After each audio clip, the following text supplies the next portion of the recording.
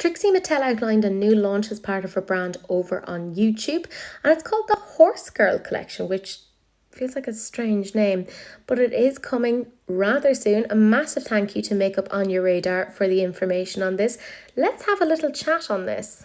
The collection itself isn't very big. There's only 3 items in it. So let's start off by talking about the eyeshadow palette. It's retailing for $48, and there's something about it that reminds me a little bit of the Anastasia Beverly Hills Cosmos palette. I think because it's primarily neutral with that little pop of blue.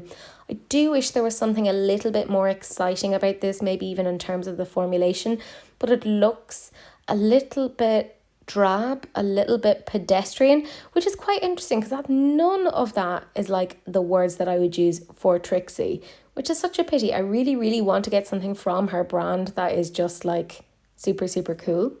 However, I am quite excited about the fact that this is their first ever single blush, and it's in the shade Show Pony, and it's retailing for $14. A, that's a very good price, and B, I've heard very good things about the blushes.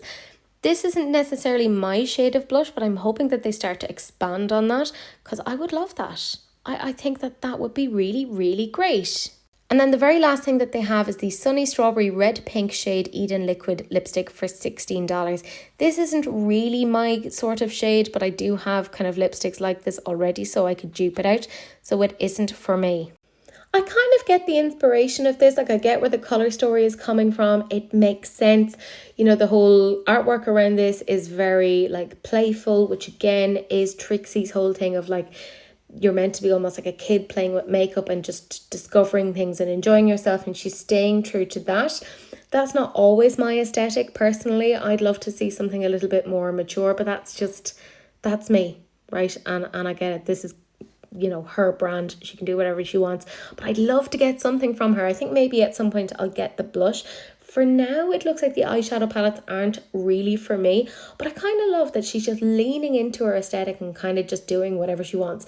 It's not for me, but I appreciate that she's sticking true to her. And for me, that's like a big thing. I really like to see people just sticking with themselves, you know, and not bowing down to pressure. So although this isn't necessarily for me, I appreciate it. Let me know what you guys think. Are there things here that you are interested in? Are you like me? Are you looking at the blush? Let me know, because I am interested as always.